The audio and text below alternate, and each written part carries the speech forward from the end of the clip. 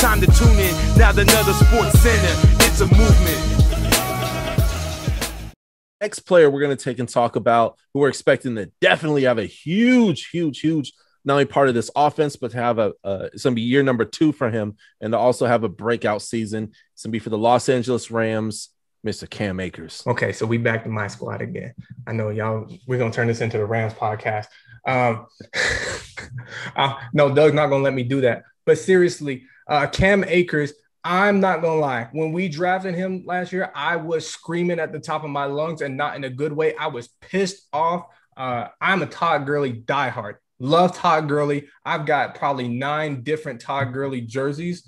I wanted nothing but the best for Todd Gurley. I hate the way that he's fallen off statistically. Like, it was a dark day in my house when the Rams offloaded Todd Gurley, and it didn't matter who was going to run the ball for us. I was instantly going to be opposed to them. But this kid from Florida State, I finally sat down. I watched his tape before the season had started last year, and I was like, man, he's shifty. He's shifty. He doesn't have the top end speed that I would like, but he is a very fast back, and he has excellent ball carrier vision. And I'm watching this line that he's running behind at Florida State, and I'm like, good God, this is non-existent. It really reminded me a lot of the lines that Barry Sanders was running behind when Barry Sanders was playing for the Lions. It was just a guy out there making plays. The thing that I liked about him coming out of college is the tenacity, but also the health.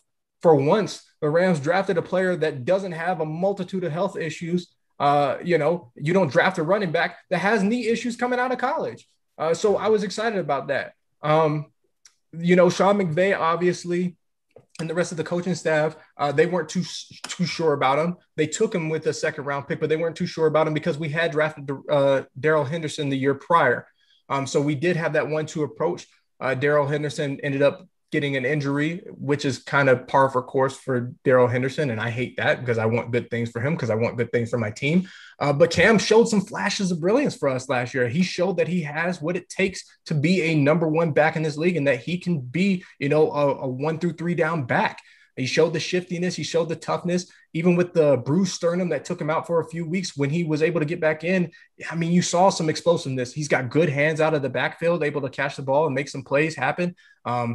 Did a couple trick hook and ladders with Van Jefferson, I think in the Green Bay playoff game where they ultimately lost, but it was just good to see him out there. He had last year, 145 touches for 625 yards, 2 touchdowns. Not bad for a rookie season, especially for a rookie season where you did not play every single game. He only played in 13 games, and he did not play 100% of those snaps because the workload was split, where he wasn't even the primary back at times. He was split, and it was actually a 3-way split between Cam Akers, Darrell Henderson, and Malcolm Brown, who I believe is now with the Dolphins. Yeah. So, part of that 3-headed monster, but he was still able to create some space and make a name for himself.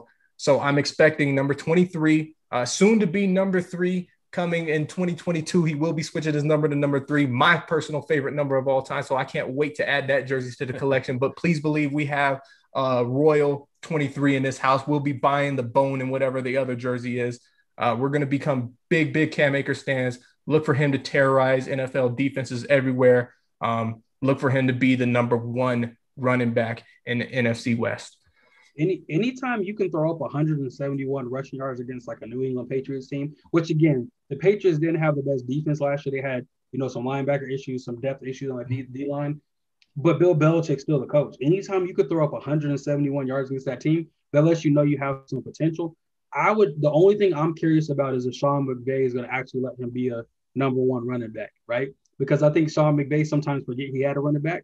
And, they're throwing the ball all over the place. And the hype he has with Matt Stafford, 100% justified, of course. I'm going to wonder if they're going to lean more on the pass to open up the run. But I think if they do let Cam Akers get the ball like he should get the ball, he's going to definitely throw up some stats. So, Mike, you point out is Sean McVay going to let him do it? I absolutely think McVay's going to let him get it done this season.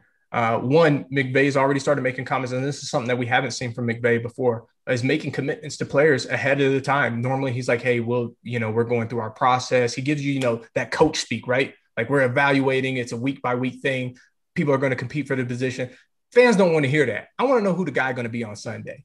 And McVay has come out and said, yeah, Cam, he's earned the role. We like what we saw. He's earned the role. He's earned the right to be the number one back. I 100% expect him to be the number one back going into this season.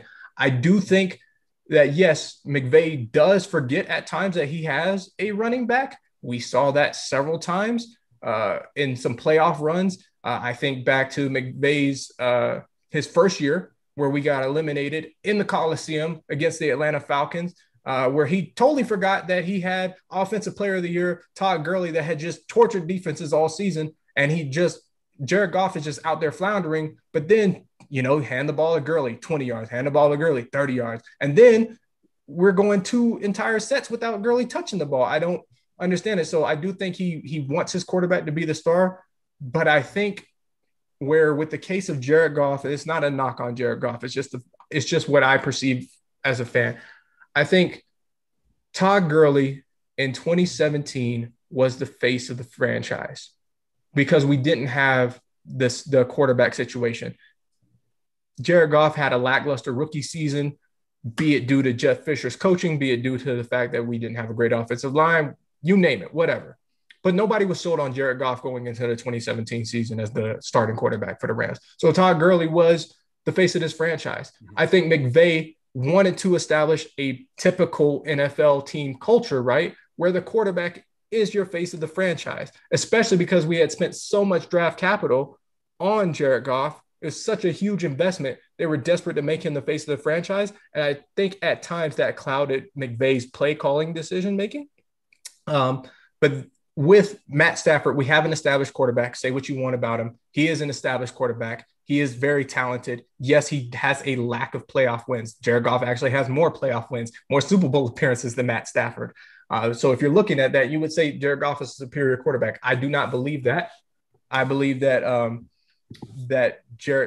Matt Stafford is that. But one of Matt Stafford's biggest complaints in Detroit was the lack of the run game. He was there, 12 years, Mike?